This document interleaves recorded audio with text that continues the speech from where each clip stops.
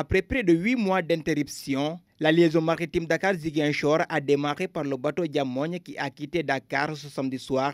Il a accosté vers 12h45 au port de Ziguinchor. Une satisfaction à tous les usagers, aux opérateurs économiques et à toute la population casamançaise. À cause de ces arrêts, l'économie casamançaise a connu une crise temporaire. Le vice-président de la Chambre de commerce de Ziguinchor, Alimou Diallo, fait le point. Et ça aussi, je pense qu'aujourd'hui, la population de la région de Ziguinchor ou la région naturelle de la Casamance sont satisfaits. Donc, pour les opérateurs économiques également, nous pouvons les rassurer comme quoi cette année, vraiment avec la COSAMA et le port autonome de Dakar, l'accompagnement qu'ils vont faire avec la Chambre de commerce de Ziguinchor, nous aurons des navires pour l'évacuation des noix dans la carte. Après cette phase de test, la navigation normale est prévue du 8 au 9 avril. Commandant Mokhtar Fall, directeur général du COSAMA.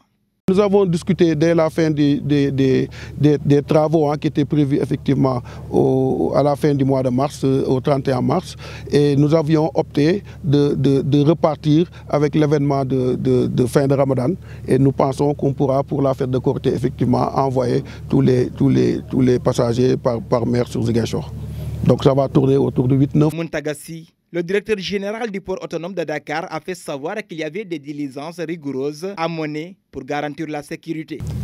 Pour la reprise de la liaison maritime Dakar-Ziguinchor, il y avait donc des diligences rigoureuses à mener pour garantir un couloir de navigation sécure et sûr.